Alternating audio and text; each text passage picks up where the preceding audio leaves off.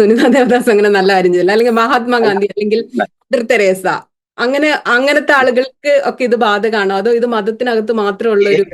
രണ്ട് മതവിഭാഗത്തിലെ അംഗീകരിക്കപ്പെടുന്ന രണ്ട് മഹത്തുക്കളുടെ പേരാണ് ശബരിമല അയ്യപ്പനും വാവൂർ സ്വാമിയും. അതിൽ സുലഭമായി വെള്ളം ഉണ്ടായിരുന്നു. പ്രവാചകർ അവിടെ വന്ന് വിശ്രമിക്കാറുണ്ട്, വെള്ളം കുടിക്കാറുണ്ട്, കാരക്ക തിന്നാറുണ്ട്. അദ്ദേഹത്തിന് ഏറ്റവും ഇഷ്ടപ്പെട്ടതാണ്. ആത്മാവിന് പ്രതിഫലം അനുസ്യൂതം ലഭിച്ചുകൊണ്ടിരിക്കുന്നതിന് ഭൂതലത്തിൽ ജീവിക്കുമ്പോൾ ചെയ്യാവുന്ന ഏറ്റവും വലിയ 3 കാര്യങ്ങളിൽ ഒന്ന് അനശ്വരധർമ്മമാണ്. അതാണ് നമ്മുടെ വഖഫ്. അത് മുത്തവല്ലി, അത് ദൈവപ്രീതിക്ക് വേണ്ടി അർപ്പിത മനസ്സോടെ ഈ വഖഫ് സമ്പത്തുകൾ കൈകാര്യം ചെയ്ത് സാധുക്കൾക്ക് അതിന്റെ പ്രയോജനം നൽകിക്കൊണ്ടിരിക്കുക. നമസ്കാരം. ഇന്നത്തെ നമ്മുടെ അതിഥി CM മൗലവി ആലുവയാണ്. അദ്ദേഹം എറണാകുളം ദാറുൽ ഉലൂം അറബിക് കോളേജിന്റെ പ്രിൻസിപ്പാൾ ആയിരുന്നു. അതിനുശേഷം അദ്ദേഹം വലിയ എഴുത്തുകാരനായി 18 പുസ്തകങ്ങൾ രചിച്ചിട്ടുണ്ട്. തൂലികാ നാമം CM ആലുവ എന്നാണ്. പ്രഭാഷകനാണ്, സഞ്ചാരിയാണ്. വഖഫ് എന്നൊരു വാക്കിന്റെ അർത്ഥം എന്താണ്? വഖഫ് എന്ന അറബി പദത്തിന് ഭാഷാപരമായി അർത്ഥം തടഞ്ഞു വയ്ക്കുക എന്നതാണ്. എന്ന് പറഞ്ഞാൽ ക്രയവക്രയത്തിൽ നിന്ന് തടഞ്ഞു വയ്ക്കുക. ക്രയവക്രയം സാധ്യമല്ലാത്ത വിധം ഒരു വസ്തു അവശേഷിപ്പിക്കുക. അപ്പോ ഇസ്ലാമിൽ വഖഫ് എന്നതിന് സാങ്കേതികമായി ഈ ഭാഷാർത്ഥത്തിന് പുറമെ ദൈവപ്രീതിക്ക് വേണ്ടി തന്റെ സമ്പാദ്യം നല്ല മാർഗത്തിൽ ഉപയോഗിക്കുക എന്ന ലക്ഷ്യത്തോടെ മാറ്റിവയ്ക്കുന്ന പ്രഖ്യാപനമാണ് യഥാർത്ഥത്തിൽ വഖഫ്. വഖഫ് എന്ന പദം ഖുർആനിൽ പരാമർശിച്ചതല്ല.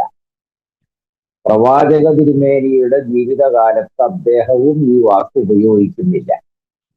മറിച്ച് സ്വതക്കത്തുൻ ജാരിയ എന്നാണ് പ്രചുരമായ ഭാഷാ പദം. അതിന്റെ അർത്ഥം അനശ്വരധർമ്മം, പ്രതിഫലം നശിച്ചു പോകാതെ അനുസ്യൂതം ഇത് നിർവഹിക്കുന്ന വ്യക്തിക്ക് അയാളുടെ ആത്മീയ ജീവിതത്തിലും ലോകത്തും ക്രമമായി ലഭിച്ചുകൊണ്ടിരിക്കുന്ന ഒന്ന് എന്ന അർത്ഥത്തിലാണ് അനശ്വരധർമ്മം എന്നതിന് പറയാൻ. ഈ അനശ്വരധർമ്മം വിശുദ്ധ ഖുർആൻ പ്രോത്സാഹിപ്പിക്കുന്നുണ്ട്. നബിവചനങ്ങളിലും ധാരാളമായി അത് പരാമർശിക്കപ്പെട്ടിരിക്കുന്നു. അല്ല, എനിക്കത് മനസ്സിലായില്ല. ഖുർആനില് അങ്ങനെ ഒരു പരാമർശം ഇല്ല. പിന്നീട് എപ്പോഴാണ് ഇത് എന്ന പദം ഖുർആനിൽ ഉപയോഗിച്ചിട്ടില്ല. പിന്നീട് ഉണ്ടാകുന്നത്? ഏത് സാഹചര്യത്തിൽ, എങ്ങനെയാണ്? 2-ാം നൂറ്റാണ്ടിൽ കർമ്മശാസ്ത്ര സരണിയുടെ വികാസം ഉണ്ടാകുമ്പോൾ, അഥവാ ഒരു മനുഷ്യൻ അവന്റെ ജീവിതത്തിൽ നിത്യേന നിർവഹിച്ചു പോരേണ്ട കർമ്മങ്ങളെ സംബന്ധിച്ച് അതിന്റെ രൂപം, ഭാവം, സ്വഭാവം, അതിന് അനിവാര്യമായിട്ടുള്ള ഘടകങ്ങൾ, പാടില്ലാത്ത കാര്യങ്ങൾ എന്നിങ്ങനെ വിശദീകരിക്കുന്ന ഒരു കർമ്മശാസ്ത്ര സരണിയും ഫിഖ്ഹ് എന്നാണ് പറയുക. അത് പ്രസിദ്ധരായ 4 മഹത്തുക്കളുടെ പേരിൽ അറിയപ്പെടുന്നു. ഇമാമുൽ അഅ്ളം അബൂ ഹനീഫ, 2 ഇമാം മാലിക്, 3 ഇമാം അഹ്മദ് ബിൻ ഹംബൽ, 4 ഇമാം ഷാഫി. ഇവരുടെ കാലഘട്ടത്തിലാണ് ഈ സ്വതക്കത്തുൻ ജാരിയ എന്ന പൊതുപദത്തെ വഖഫ് എന്ന പേരിൽ കർമ്മശാസ്ത്ര മേഖലയിൽ ഉപയോഗിക്കാൻ തുടങ്ങിയത്. പിന്നീട് അത് ഇപ്പൊ നമുക്കറിയാം, ഭൂമിയുമായി ബന്ധപ്പെട്ട വാക്കായിട്ടാണ് നമ്മൾ ചർച്ച ചെയ്യുന്നത്. അപ്പൊ എപ്പോ തൊട്ടാണ് ഈ ഭൂമി ഇതുപോലെ ആളുകൾ വഖഫ് ചെയ്തു തുടങ്ങിയത്? അത് പ്രവാചക ജീവിതകാലത്ത് തന്നെ ഉമർ 2-ാം ഖലീഫ, ഭരണാധിപനായി പിൽക്കാലത്ത് ലോകപ്രസിദ്ധനായി തീർന്ന ഉമറിന്റെ ജീവിതത്തിൽ ഖൈബർ യുദ്ധം ജയിച്ചു കഴിഞ്ഞപ്പോൾ അദ്ദേഹത്തിന് അവിടെ നിന്ന് കുറെ ഭൂപ്രദേശങ്ങൾ ഒരു യോദ്ധാവ് എന്ന നിലയിൽ വീതിച്ചു കിട്ടിയപ്പോൾ തന്റെ സ്വന്തമായി വന്നു. അങ്ങനെ വന്നു കഴിഞ്ഞപ്പോൾ അദ്ദേഹം പ്രവാചകന്റെ അടുക്കൽ വന്ന് പറഞ്ഞു, എനിക്ക് ഖൈബറിൽ നിന്ന് കുറെ സമ്പത്ത് കിട്ടിയിട്ടുണ്ട്, ഭൂമി. അത് ഞാൻ ബഹുജനങ്ങൾക്ക് വേണ്ടി, കുടുംബക്കാർ, ദാരിദ്ര്യം അനുഭവിക്കുന്നവർ, യാത്രക്കാർ, അശരണരായ ആളുകൾ തുടങ്ങിയ ആളുകൾക്ക് വേണ്ടി നീക്കിവെക്കാൻ ഉദ്ദേശിക്കുന്നു. അപ്പോൾ പ്രവാചകൻ പറഞ്ഞു, വളരെ നല്ലത്, വളരെ നല്ലത്, നിങ്ങൾക്ക് അതിന്റെ ഫലം ലഭിക്കും.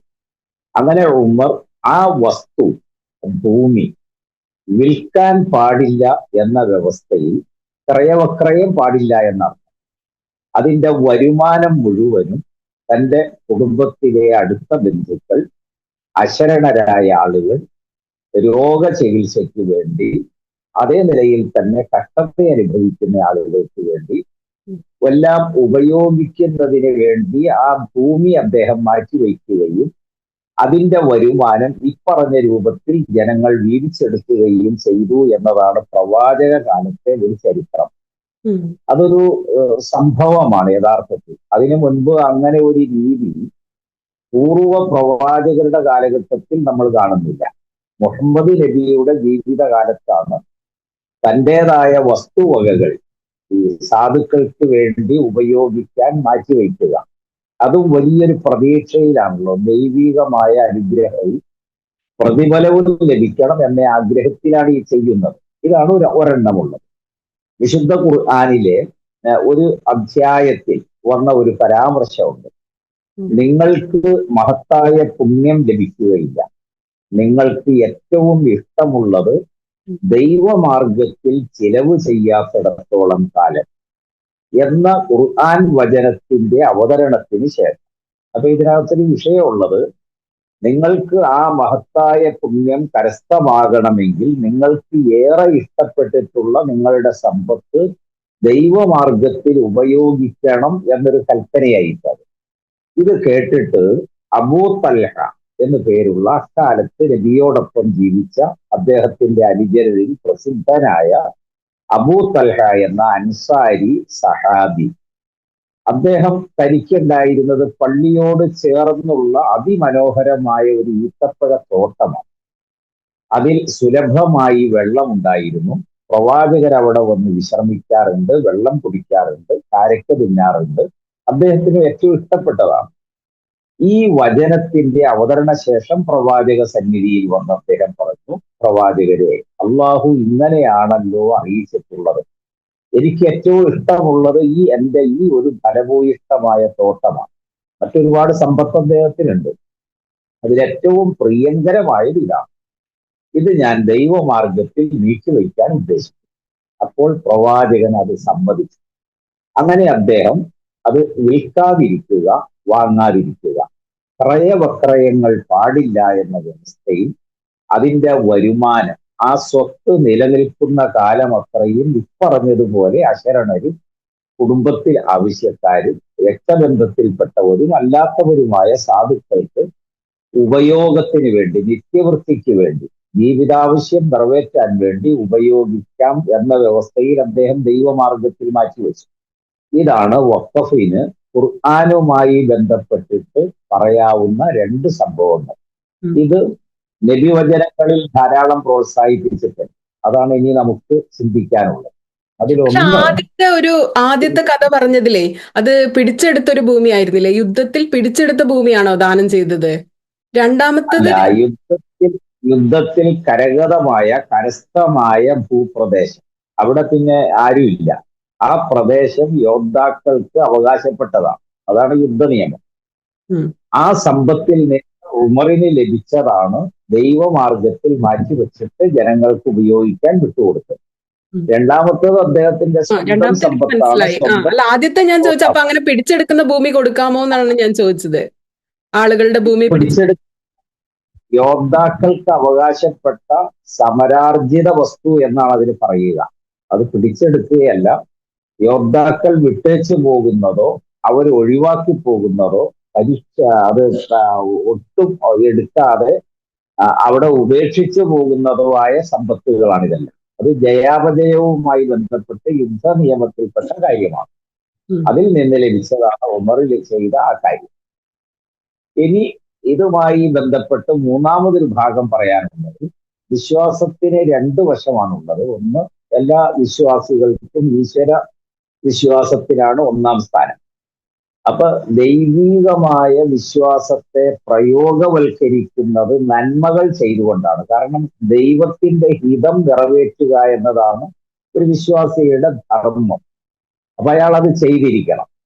അപ്പൊ മുസ്ലിമുകളെ സംബന്ധിച്ച് അവരുടെ വിശ്വാസത്തിൽ അള്ളാഹു, മരണാനന്തര ജീവിതം, ഇത് രണ്ടിനുമാണ് ഏറ്റവും പ്രാധാന്യം.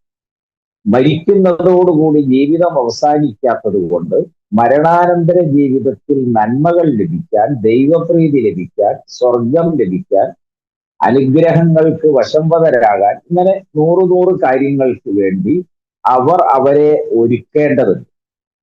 അതിന് പ്രവാചകൻ പറഞ്ഞൊരു വാചകം, നിങ്ങളിൽ ഒരു മനുഷ്യൻ മരിച്ചാൽ അവരുടെ എല്ലാ കർമ്മങ്ങളും ഭൗതിക ലോകത്ത് നിന്നുപോകും. 3 കാര്യങ്ങൾ അവരെ പിന്തുടരുന്നതാണ്. ആത്മാവിനെ പിന്തുടരുന്ന 3 കാര്യങ്ങൾ. അതിലൊന്ന് അനശ്വര ധർമ്മം, അഥവാ പ്രയോജനം നിത്യേന ലഭിച്ചുകൊണ്ടിരിക്കാവുന്ന അവൻ ചെയ്ത ധർമ്മം. അപ്പൊ അതിൽ നിന്നൊന്നും അവൻ പ്രതീക്ഷിക്കുന്നില്ല. സാധുക്കളുടെ ക്ഷേമമാണ്. അശരണരുടെ ജീവിതത്തിന്റെ ഉപാധിയായിട്ട് അത് ഉപയോഗിക്കുക എന്ന് വിട്ടുകൊടുക്കലാണ്. അതുപോലെ ആവശ്യക്കാര്, ആവരാതിക്കാര്, കഷ്ടപ്പെടുന്ന ആളുകൾ, രോഗികൾ, വഴിയാത്രക്കാര്, അങ്ങനെ തുടങ്ങി. ഇവിടെ എല്ലാം ഒരു കാര്യം ശ്രദ്ധിക്കേണ്ടത്, ഇതിന്റെയൊക്കെ ഫലം അനുഭവിക്കുന്ന ഉപഭോക്താവ് എന്ന് പറയുന്നത് ഇതിന്റെ ഈ വിഷയത്തിലുള്ള മനുഷ്യരെയാണ് അതെല്ലാം എണ്ണുക. അതിൽ പ്രത്യേകിച്ച് മാറ്റി നിർത്തുന്നില്ല. ഈ മാറ്റിവെക്കുന്ന സമ്പത്ത് പ്രയോജനപ്പെടുത്താൻ ഈ ഗണത്തിൽപ്പെട്ട ആളുകളായാൽ, അത് രോഗികളാകാം, കടം കൊണ്ട് വലഞ്ഞവരാകാം, യാത്രക്കാരാകാം, ബന്ധത്തിൽപ്പെട്ട ആളുകളാകാം, അശരണരാകാം, അത് ആരായിരുന്നാലും അതിന് ജാതി, മത, വർഗ, ഭാഷ, ദേശ വ്യത്യാസമൊന്നുമില്ല. അത് എല്ലാ മനുഷ്യർക്കും ഉപയുക്തമായി അത് കൈകാര്യം ചെയ്യാവുന്നതാണ്. അതിന്റെ ഫലം അനുഭവിക്കാം. അപ്പൊ അങ്ങനെ ചെയ്യുന്ന അനശ്വര ധർമ്മം, ഇതാണ് ഒരു കാര്യം. ആത്മാവിന് പ്രതിഫലം അനുസ്യൂതം ലഭിച്ചുകൊണ്ടിരിക്കുന്നതിന് ഭൂതലത്തിൽ ജീവിക്കുമ്പോൾ ചെയ്യാവുന്ന ഏറ്റവും വലിയ 3 കാര്യങ്ങളിൽ ഒന്ന് അനശ്വര ധർമ്മമാണ്. അതാണ് നമ്മുടെ വക്തവ്. രണ്ടാമത്തത്, അവന് വേണ്ടി പ്രാർത്ഥിക്കുന്ന മക്കളുണ്ടാവുക. ആ മക്കളെ അവരുടെ ജീവിതകാലത്ത് നല്ല നിലയിൽ വളർത്തുകയും മാതാപിതാ ബന്ധങ്ങൾ ദൃഢമാക്കുകയും ഈ മാതാപിതാക്കളുടെ കാലശേഷം അവരെ സ്മരിക്കുന്ന ഒരു സാഹചര്യം ഉണ്ടാകുമ്പോഴാണല്ലോ ഈശ്വര, ദൈവമേ, അള്ളാഹുവേ, അവരെ നീ അനുഗ്രഹിക്കണം എന്നൊരു പ്രാർത്ഥന മനസ്സിലുണ്ടാവുക. അങ്ങനെ പ്രാർത്ഥിക്കുന്ന മക്കൾ, അവരുടെ പ്രാർത്ഥനയിൽ അനുസ്യൂതം ലഭിച്ചുകൊണ്ടിരിക്കും. 3, താൻ ആർജിച്ച അറിവുകൾ, ജീവിതത്തിലെ അനുഭവങ്ങൾ, നല്ല നല്ല അറിവുകൾ, പ്രതീക്ഷകൾ വളർത്തുവാൻ പര്യാപ്തമാകുന്ന ജീവിത സാഹചര്യം, ഭാവിയെക്കുറിച്ചുള്ള ദീർഘവീക്ഷണങ്ങൾ, അങ്ങനെ തുടങ്ങി ഈ അറിവിന്റെ മേഖല വളരെ വലുതാണ്. ഓരോ തലമുറയും അവരുടെ ജീവിതകാലത്ത് അധ്വാനിച്ച് അനുഭവിച്ച് ബോധ്യം വന്ന അറിവുകൾ അടുത്ത തലമുറയ്ക്ക് കൈമാറുകയാണ്. അങ്ങനെ താൻ ആർജിച്ച വിജ്ഞാനങ്ങൾ ഏതു മനുഷ്യന് പ്രയോജനം ചെയ്യുന്നുവോ അതിന്റെ ഫലം ഇദ്ദേഹത്തിന് ലഭിക്കുന്നതാണ്. അതുകൊണ്ടാണ് വിജ്ഞാന സമ്പത്ത് കേവലം വൈയക്തികമായി വ്യക്തിയിൽ ഒതുങ്ങാതെ സമൂഹത്തിലേക്ക് അത് വ്യാപിക്കുന്നു എന്ന് പറയാൻ കാരണം.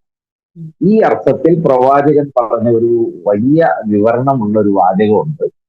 ഒരു മനുഷ്യൻ ഒരു നല്ല കാര്യം ചെയ്തു, അല്ലെങ്കിൽ അത് പറഞ്ഞു, അത് കേട്ടിട്ട് മറ്റൊരാളത് അനുകരിച്ചു, അയാളെ തുടർന്ന് വേറെ ആളുകൾ, ഇങ്ങനെ പരശതം ആളുകൾ ക്രമേണ ഈ അറിവ് പിന്തുടർന്ന് നല്ല പ്രവർത്തികൾ ചെയ്താൽ തുടങ്ങി വച്ചയാളിന് കിട്ടുന്ന പ്രതിഫലം മറ്റു എണ്ണമനുസരിച്ച് എല്ലാവരിൽ നിന്നും സർവേശ്വരൻ അവന് നൽകും.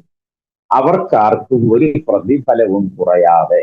അത്രയും വലിപ്പമുണ്ട് ഈ വിജ്ഞാനത്തിന്റെ നൽകലിന്. അഥവാ അറിവ് ആർജിച്ചാൽ മാത്രം പോരാ, അത് മറ്റുള്ളവർക്ക് നൽകണം. പഴയ കാലത്തൊക്കെ ആളുകൾ തങ്ങളുടെ അറിവ് സ്വകാര്യ സമ്പത്തായി വയ്ക്കുകയും മക്കളോട് പോലും പറഞ്ഞു കൊടുക്കാതിരിക്കുകയും ചെയ്യുന്നതാണ് നമ്മുടെ പരമ്പരാഗതമായ വൈദ്യശാസ്ത്ര മേഖലയിലെ ചികിത്സാ രീതികൾ. വിഷചികിത്സയുടെ കാര്യം ആയുർവേദത്തിലെ ചില ഒറ്റമൂലികളായിരുന്നാലും അന്യം നിന്ന് പോവുകയാണ്. അത് കൈമാറുന്നില്ല അടുത്ത തലമുറ. അപ്പം തലമുറകളായി കൈമാറ്റം ചെയ്യപ്പെടുന്ന വിജ്ഞാനവും മരണാനന്തര ജീവിതത്തിൽ പ്രതിഫലം നേടിത്തരുന്ന അനുഗ്രഹീതമായ സമ്പത്താകുന്നു എന്നാണ് ഇസ്ലാമികമായ കാഴ്ചപ്പാട്. ഇനി നാലാമത് ഈ വഖഫിനെ കുറിച്ച് നമുക്ക് പറയാവുന്നൊരു കാര്യം, ഇത് കൈകാര്യം ചെയ്യുക. ജീവിച്ചിരിക്കുന്ന കാലത്ത് ഒരാൾക്ക് തന്റെ സമ്പത്ത് നീക്കിവയ്ക്കാം. അദ്ദേഹത്തിന്റെ ജീവിതകാലത്ത് അദ്ദേഹത്തിന് അത് കൈകാര്യം ചെയ്യാം, അല്ലെങ്കിൽ അദ്ദേഹം ഏൽപ്പിക്കുന്നയാൾക്ക് കൈകാര്യം ചെയ്യാം. മരണാനന്തരം അദ്ദേഹത്തിന്റെ കുടുംബാംഗങ്ങളിൽ ആരെയെങ്കിലും ചേർക്കാം, അത് കൈകാര്യം ചെയ്യാൻ ഏൽപ്പിക്കാം. അതിൻ്റെയും അഭാവത്തിൽ നല്ലവരായ ആളുകൾക്ക് ഈ സമ്പത്ത് കൈകാര്യം ചെയ്ത് നന്മകൾക്ക് വേണ്ടി ഉപയോഗിച്ച് മുന്നോട്ട് ആ സമ്പത്ത് സൂക്ഷിച്ച് മുന്നോട്ട് പോകാം. അങ്ങനെയാണ് വഖഫ് എന്നൊരു വ്യവസ്ഥ ലോകമെമ്പാടും വരുന്നത്. മുസ്ലിമുകൾ പോയ പ്രദേശങ്ങളിലെല്ലാം വഖഫ് വന്നു. അങ്ങനെ വന്നപ്പോൾ അത് കൈകാര്യം ചെയ്യാൻ ഒരു ബോഡി തന്നെ വേണ്ടി വന്നു. അപ്പൊ അതിൽ നിന്ന് ഒരാൾ തെരഞ്ഞെടുക്കുന്നത്, അത് മുത്തവല്ലി എന്ന പേരിലാണ് അറിയപ്പെടുക. അത് ദൈവപ്രീതിക്ക് വേണ്ടി അർപ്പിത മനസ്സോടെ ഈ വഖഫ് സമ്പത്തുകൾ കൈകാര്യം ചെയ്ത് സാധുക്കൾക്ക് അതിന്റെ പ്രയോജനം നൽകിക്കൊണ്ടിരിക്കുക എന്ന ഉത്തരവാദിത്വം ഇദ്ദേഹം ഏറ്റെടുക്കുകയാണ്. അതാണ് ഈ മുത്തവല്ലി എന്ന് പറഞ്ഞ ഒരു മാനേജർ എന്ന് മാത്രമേ അതിനർത്ഥമുള്ളൂ.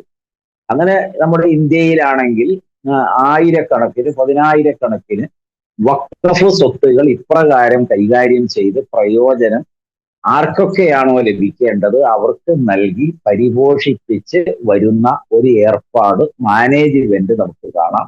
അതാണ് വഖഫ്. പിന്നീട് അത് ബ്രിട്ടീഷുകാരുടെ കാലഘട്ടത്തിൽ വഖഫ് ആക്ട് വരികയുണ്ടായി. അങ്ങനെ നമ്മളുടെ വിവാഹ ആക്ട് വന്നതുപോലെ, വ്യക്തിപരമായിട്ട് പേഴ്സണൽ നിയമങ്ങൾ വരുന്നത് പോലെ വഖഫ് ആക്ട് തന്നെ രൂപപ്പെട്ടു. അതൊക്കെ പിന്നീട് രാജ്യവുമായി ബന്ധപ്പെട്ട വിഷയമാണ്. ഒരു രാഷ്ട്രം എന്ന നിലയിൽ ആ രാഷ്ട്രത്തിന്റെ സമ്പത്താണത്, അതെന്തെല്ലാം കാര്യത്തിന് ഉപയോഗിക്കാം. ഇനി അഞ്ചാമതൊരു കാര്യം, ഇതാണ് മുത്തവല്ലി അല്ലെങ്കിൽ മാനേജർ. അഞ്ചാമതൊരു കാര്യമുള്ളത്, ഒരു രാജ്യത്ത് ഏറ്റവും ആവശ്യമുള്ളത് എന്തോ അതിനു വേണ്ടി നീക്കിവയ്ക്കുക സമ്പത്ത്, ഈ വഖഫ്. ഉദാഹരണം പറഞ്ഞാൽ, പ്രവാചകന്റെ കാലത്ത് നടന്ന 3 ഉദാഹരണങ്ങൾ സൂചിപ്പിക്കാം. അതിലൊന്ന്, മദീന വളരെ വരൾച്ചയുള്ള ചില പ്രദേശമാണ്, വെള്ളം സുലഭമല്ല എല്ലാ ഏരിയയിലും. അപ്പൊ അവിടെ കിണർ ആവശ്യമാണ്. വെള്ളം വിറ്റ് ജീവിച്ചിരുന്ന യഹൂദ കുടുംബങ്ങൾ ആ രാജ്യത്ത് ജീവിച്ചിട്ടുണ്ട്. അതാണ് അതിൻ്റെ ഒരു സവിശേഷത. അപ്പൊ പ്രവാചകൻ പറഞ്ഞു, ബിഇർ റൂമ, റൂമ കിണർ എന്നാണ് അത് പറയപ്പെടുക. അത് സുലഭമായി എപ്പോഴും 365 ദിവസവും വെള്ളം നിറഞ്ഞു കിടക്കുന്ന ഒരു കിണർ. ആരാണത് വാങ്ങി ബഹുജനങ്ങൾക്ക് വേണ്ടി നൽകുക, എന്നാൽ അയാൾക്ക് സ്വർഗം. അപ്പൊ മൂന്നാമത്തെ ഭരണാധിപനായി പിൽക്കാലത്ത് വന്ന ഉസ്മാൻ ഇബ്നു അഫ്ഫാൻ വലിയ 4 ലക്ഷം ദിർഹം കൊടുത്ത് വാങ്ങി അത് ബഹുജനങ്ങൾക്ക് വേണ്ടി മാറ്റിവെച്ചതായി പ്രഖ്യാപിച്ചു. അപ്പൊ യഥേഷ്ടം ആ ഭൂപ്രദേശത്ത് ജീവിക്കുന്ന മുഴുവൻ ആളുകൾക്കും ഒരു തടസ്സവുമില്ലാതെ എത്രയോ കാലങ്ങളോളം വെള്ളം ഉപയോഗിക്കാൻ കഴിയും. ഇതാണ് ഏറ്റവും വലിയൊരു നന്മ. അപ്പൊ ഒരു നാട്ടിലെ അനിവാര്യ ആവശ്യമാണ്.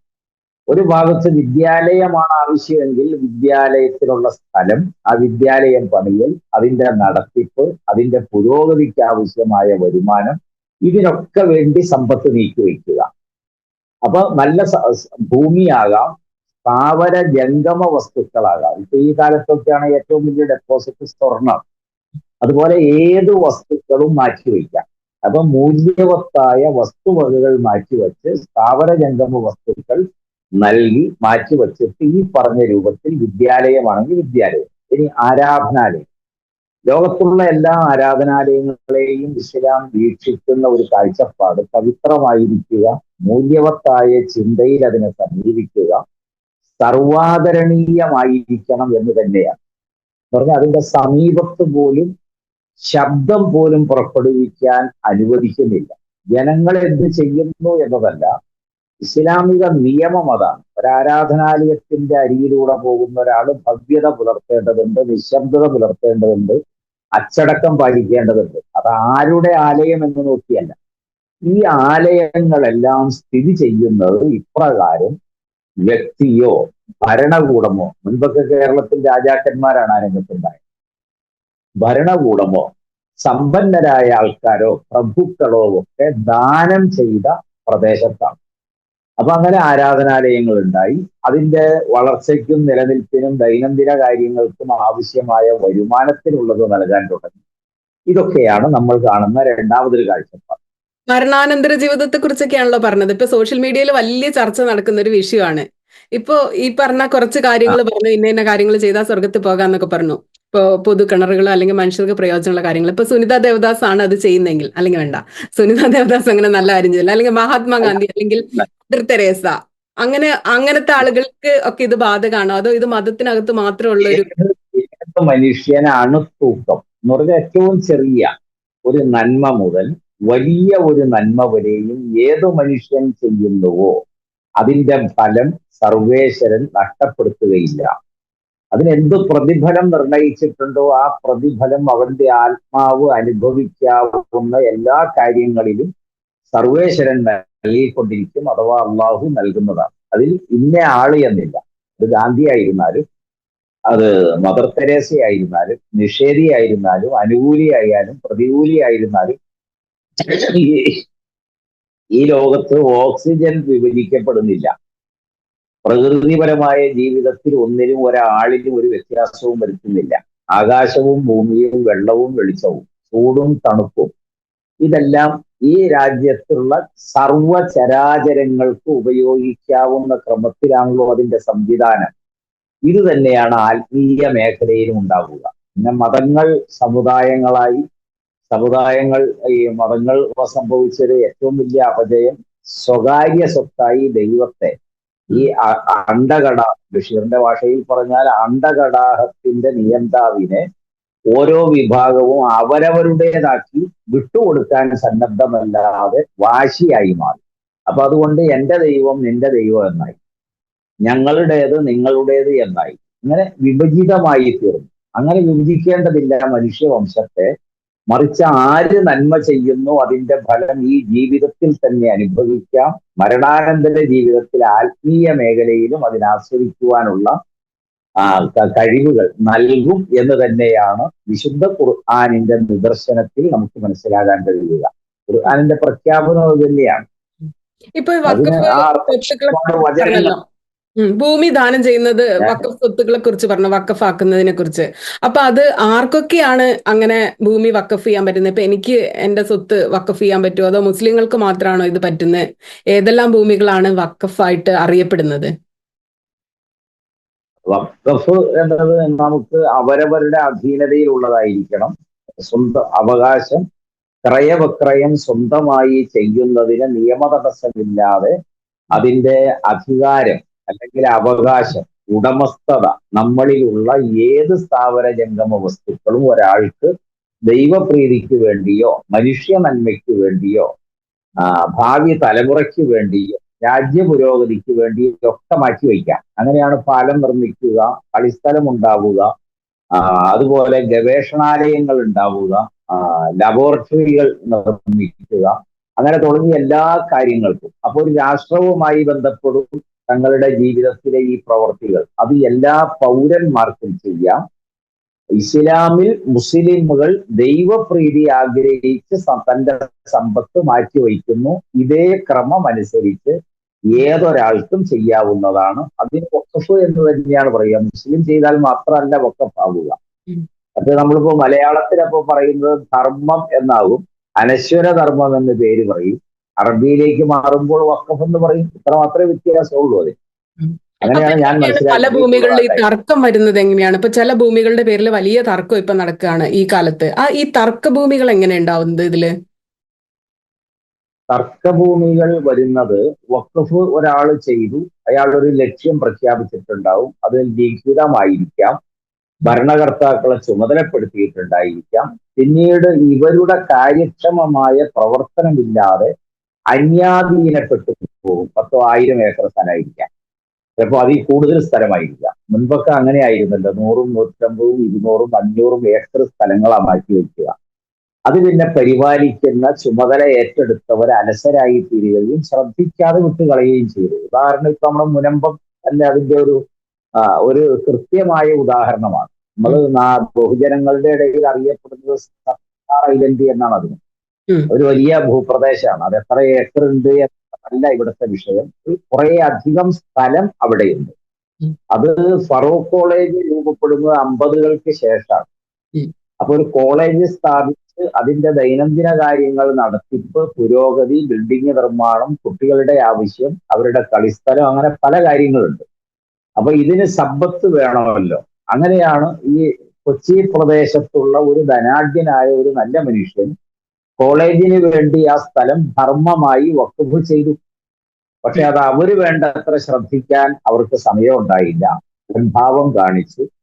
അപ്പൊ പല ഭാഗത്ത് നിന്നും അതിന്റെ തൊഴിലാളികളാകാം, വന്നവരാകാം, അത് ഒരേ ഭാഗത്ത് 2 സെന്റും 4 സെന്റും 10 സെന്റിലൊക്കെ വീടുകൾ വെച്ച് ഇപ്പൊ ഒരുപാട് നൂറുകണക്കിന് വീടുകളായി മാറി, അഥവാ കയ്യേറ്റങ്ങളായി. അപ്പൊ അതൊന്നും ചെയ്യാൻ കഴിയാത്ത സാഹചര്യം വന്നു.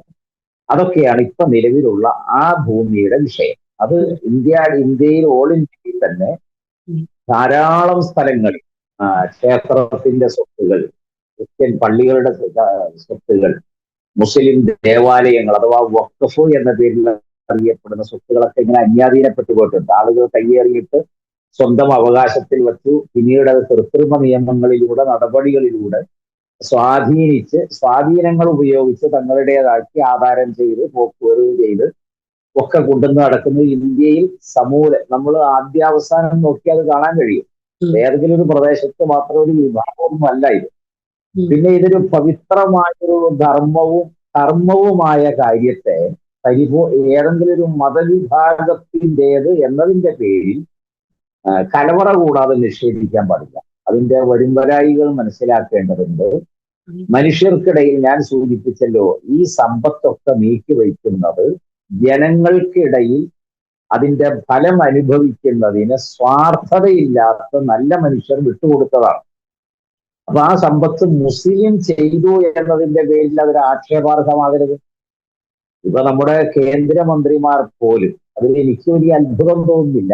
അതെ, സുരേഷ് ഗോപി ഇപ്പൊ പറഞ്ഞത് കിരാതം എന്നാണ്. ഇതിനെ വഖഫിനെ പറഞ്ഞ കിരാതം എന്നാണ്. ഏത് രീതിയിൽ അത് കിരാതം എന്ന വാക്ക് ചോദിച്ചു? അതിന് വലിയ കഥയില്ല. കാരണം കേന്ദ്രത്തിൽ പാർലമെന്റിൽ ഇതിനു മുൻപൊരു മന്ത്രി കേരളത്തിന്റെ തീരങ്ങൾ ഇടിഞ്ഞു പോകുന്നു കടലിന്റെ ആക്രമണം കൊണ്ട്, അത് ബന്ധിച്ച് വളരെ ഭദ്രമായി കെട്ടണം എന്നൊരു അംഗം ചൂണ്ടിക്കാണിച്ചപ്പോ പറഞ്ഞ മറുപടി, കേരളത്തിന്റെ അതിർത്തി കേരളം കെട്ടണം, അത് ഞങ്ങളുടെ ഉത്തരവാദിത്വം അല്ല എന്നാണ് പറഞ്ഞാൽ. ഇന്ത്യ എന്ന് പറഞ്ഞാൽ കേരളം തൊടില്ല എന്നാണല്ലോ ആ മനുഷ്യൻ മനസ്സിലാക്കി. ഇന്ത്യയുടെ അതിർത്തിയാണ് കേരളത്തിന്റെ അതിർത്തി എന്ന് തിരിയേണ്ടത്. ഇന്ത്യയിലെ മനുഷ്യരാണ് ഈ നാട്ടിലുള്ള എല്ലാ മനുഷ്യരും എന്നും അവരുടെ ധർമ്മവിചാരം ഇന്ത്യയുടെ ധർമ്മവിചാരമാണെന്നും സനാതനത്വം ഇന്ത്യയുടെ സനാതനത്വമാണെന്നും എല്ലാ നന്മകളും ഇന്ത്യയുടെ നന്മയാണെന്നും മനസ്സിലാക്കി മുന്നോട്ട് പോകണമല്ലോ. അദ്ദേഹത്തിന്റെ ആ വാക്കുകൾ അത് നമുക്കൊന്നും പറയാൻ കഴിയില്ല. കാരണം അതിനുള്ള വില പോലും ആ വാക്കുകൾക്കില്ല. അതിന് പ്രതികരണം പറയാവുന്ന ഒന്നുമല്ല. ബുദ്ധിപരമായ അല്പത്വം എന്നോ പാപ്പരത്വം എന്നൊക്കെ അതിനെക്കുറിച്ച് പറയാൻ പറ്റുള്ളൂ. അദ്ദേഹത്തിന് തീരെ വായനയില്ലായ്മയാകാം, അറിവില്ലായ്മയാകാം, അന്വേഷണ ചിന്തയില്ലാതെയാകാം. കേവലം വെറുതെ ആരോ എന്തോ പറയുന്നത് കേട്ടിട്ട് പ്രതികരിച്ചു, അത്ര മാത്രമേ അതിനകത്ത് നമ്മൾ കണക്കാക്കേണ്ടത്. പുതുതായി ഉയർന്നു വന്നിട്ടുള്ള ഒരു വിവാദം എന്ന് പറയുന്നത്, ഇപ്പോ അയ്യപ്പൻ ശബരിമലയുടെ താഴെ വാവരിയിരിക്കുന്നു. വാവർക്ക് വേണമെങ്കിൽ നാളെ ശബരിമല വഖഫ് സ്വത്താണെന്ന് പറയാം. അല്ലെങ്കിൽ ഇപ്പൊ സുനിത ദേവദാസ്, എന്റെ വീട്, ഞാൻ താമസിക്കുന്നതിന്റെ അടുത്തൊരു പള്ളിയോ എന്തെങ്കിലും അത്തരം സ്ഥാപനങ്ങൾ ഇരിക്കുന്നു, അപ്പൊ നാളെ എന്റെ വീട് വഖഫാണെന്ന് അവർ അവകാശപ്പെടും എന്നുള്ള വലിയ പ്രചാരണം നടക്കുന്നുണ്ട്. അങ്ങനെ സാധ്യമാണോ? അത് നമ്മുടെ മനസ്സിന്റെ തീരെ ചെറിയ അല്ലെങ്കിൽ സങ്കുചിതമായ കാഴ്ചപ്പാടാണ് അത്തരം അഭിപ്രായങ്ങൾ രൂപീകരിക്കുന്നത്. മറിച്ച് ആ വിഷയം നമ്മൾ പഠിക്കേണ്ടത് അങ്ങനെയല്ലല്ലോ. 2 മതവിഭാഗത്തിലെ അംഗീകരിക്കപ്പെടുന്ന 2 മഹത്തുക്കളുടെ പേരാണ് ശബരിമല അയ്യപ്പനും വാവൂർ സ്വാമിയും. 2 മതവിഭാഗമാണ്. 2 മതവിഭാഗത്തിലെ 2 മഹത്തുക്കളാണ്. അവർക്കിടയിലുള്ള ഊഷ്മള ബന്ധം, സൗഹൃദം, സാഹോദര്യം, അംഗീകാരം, ബഹുമാനം, ഇതാണല്ലോ ആ ചരിത്രം വഴി മനുഷ്യരെ എക്കാലവും ആവർത്തിച്ച് ചിന്തിക്കാൻ പ്രേരിപ്പിക്കുന്നത്.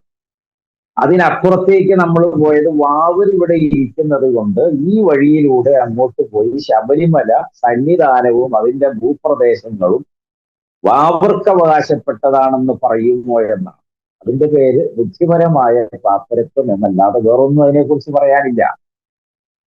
പഠിക്കേണ്ടതും പറയേണ്ടതും പറഞ്ഞ് ജനങ്ങളെ പഠിപ്പിക്കേണ്ടതും ഈ സൗഹൃദത്തിന്റെ കാഴ്ചപ്പാടാണ്. അങ്ങനെ ഒരുപാട് കേരളത്തിൽ ഉണ്ടല്ലോ. ഉം. ഭാരത് മാതാ കി ജയ് എന്ന് വിളിച്ച ഭാരത് മാതാവിനെ സുഭാഷ് ചന്ദ്രബോസ് വലിയൊരു സദസ്സിന്റെ മുൻപിൽ പരിചയപ്പെടുത്തിയല്ലോ.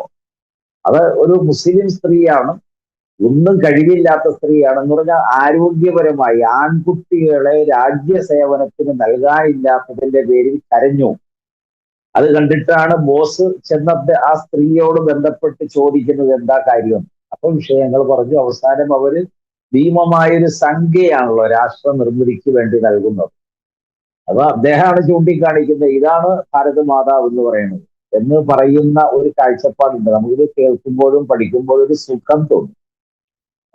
മതപരമായ ഒരു വിഭജനമാണ് പഠിക്കുന്നതെങ്കിൽ കേൾക്കുമ്പോഴും വായിക്കുമ്പോഴും പഠിക്കുമ്പോഴും മനസ്സ് വളരെ അസ്വസ്ഥത നിറഞ്ഞുകൊണ്ടിരിക്കും. നമുക്ക് സഹിക്കാൻ കഴിയാത്തതിന്റെ സമ്മർദ്ദങ്ങൾ മനസ്സിന് വന്നുകൊണ്ടിരിക്കും. ഇതൊക്കെയാണ് അതിന്റെ ഒരു തകരാറ്. ഇന്ന് ഇന്ത്യ രാജ്യത്ത് ഏറ്റവും കൂടുതൽ വിഭജിതമായ ക്രമത്തിൽ മനുഷ്യരെ അകത്താൻ ശ്രമിച്ചുകൊണ്ടിരിക്കുന്നു, തമ്മിലടിപ്പിക്കാൻ ശ്രമിച്ചുകൊണ്ടിരിക്കുന്നു, മതത്തെ വേർപെടുത്താൻ ശ്രമിച്ചുകൊണ്ടിരിക്കുന്നു. സിംബോളിക്കലായിട്ട് മതത്തെ അവതരിപ്പിക്കുക, ആചാരാനുഷ്ഠാനങ്ങൾ അവതരിപ്പിക്കുക, അതിന്റെ മതത്തിന്റെ ആത്മാവ് നഷ്ടപ്പെട്ടു പോവുക, ഇതൊക്കെയാണ് ഇപ്പൊ നമ്മൾ കണ്ടുകൊണ്ടിരിക്കുന്നത്. അതിൽ വലിയ ഇതൊന്നുമില്ല. അതൊക്കെ രാഷ്ട്രീയ താല്പര്യങ്ങളാണ്. അതുപോലെ ഇപ്പോ നിരവധി എന്തും പറയും. അതെ, നിരവധി ഭൂമികൾ ഇതുപോലെ ഇപ്പൊ മുനമ്പം മാത്രമല്ല, നിരവധി ഭൂമികളിൽ തർക്കപ്രദേശമായി കിടക്കുന്നുണ്ട്. ചില തമിഴ്നാട്ടിലെ ചില ക്ഷേത്രങ്ങളുടെ ഭൂമികളൊക്കെ വഖഫ് സ്വത്താണ്. ഇത്തരം തർക്കങ്ങളും കേസുകളും രാജ്യമെമ്പാടും നടക്കുന്നുണ്ട്. പല സ്ഥലത്തും അന്യാധീനപ്പെട്ടു പോയതുണ്ട്, തിരിച്ചെടുക്കാൻ ശ്രമിക്കുന്നുണ്ട്. അപ്പൊ ആത്യന്തികമായി ഇത് മനുഷ്യർക്ക് ഉപകാരപ്പെടുന്നതും കൂടിയാണല്ലോ, ആവണമല്ലോ ഇങ്ങനത്തെ സംഗതികൾ. അതുകൊണ്ടാണല്ലോ മുനമ്പത്തെ വിഷയമൊക്കെ വരുമ്പോൾ എല്ലാവരും ആ മുനമ്പത്തെ മനുഷ്യർക്കൊപ്പം നിൽക്കാമെന്ന് അവസാനം തീരുമാനം എടുക്കുന്നത്. അവരെ കൂടി ഏറ്റെടുക്കുക. അപ്പൊ മുനമ്പമാണെങ്കിൽ അവിടെ ജീവിക്കുന്ന 10, 80, 100 കൊല്ലമായിട്ട് ജീവിക്കുകയാണെന്ന് കൽപ്പിച്ചോ. അപ്പൊ ഒരു 75 കൊല്ലമായി അവിടെ ജീവിക്കുന്ന സാധാരണക്കാരായ ആളുകളെ ഏറ്റെടുക്കുക, അത് വഖഫിന്റെ കൂടി ഒരു മാനമാണല്ലോ. ഇല്ലായ്മക്കാരെ കൂടി അതിനകത്ത് ഉൾപ്പെടുത്തണമല്ലോ. അവരെ അവിടെ നിന്ന് പടിയിറക്കി വിട്ടിട്ട് അത് സംരക്ഷിക്കലല്ല, അവരെ ഏറ്റെടുത്തുകൊണ്ട് തന്നെ അതിന് പകരം സംവിധാനങ്ങൾ കാണും. അപ്പോഴും മനുഷ്യരുടെ നന്മ ആണ് അവിടുത്തെ ലക്ഷ്യം. അതിനെല്ലാവരും കൂട്ടായി ശ്രദ്ധിക്കണം, കൂട്ടായ്മയുണ്ടാവും. അതാണ് അതിന്റെ ഒരു പ്രത്യേകത. രാഷ്ട്രീയം നമ്മൾ ഇവിടെ വിഷയത്തിൽ ഒഴിവാക്കുന്നതാണ് ഏറ്റവും ഉചിതം എന്നെനിക്ക് തോന്നുന്നു. രാഷ്ട്രീയത്തിന്റെ താല്പര്യം നുണകൾ, ഇല്ലായ്മകൾ എത്രയധികം പറയുകയും പ്രചരിപ്പിക്കുകയും ചെയ്യാമോ അത്രയധികം വോട്ടുകൾ തങ്ങളോടൊപ്പം ബഹുജനങ്ങൾ അറിയാതെ തെറ്റിദ്ധാരണയുടെ അടിസ്ഥാനത്തിൽ കൂടും. എന്നിട്ട് അവർ തങ്ങളെ നിലനിർത്തും എന്ന പ്രതീക്ഷയിലാണല്ലോ എല്ലാ രാഷ്ട്രീയ വിഭാഗക്കാരുടെയും പ്രചാരവേലകൾ. അതൊന്നും ഒഴിവാക്കി സത്യസന്ധമായി ഈ വിഷയത്തിൽ ഇടപെട്ടാൽ മതി. ഈ വിഷയമല്ല, ഏത് കാര്യത്തിലും നമുക്കത് കഴിയും എന്നാണ് എനിക്ക് തോന്നുന്നത്. മാനുഷികത തീരെ വറ്റിപ്പോയിട്ടൊന്നുമില്ല.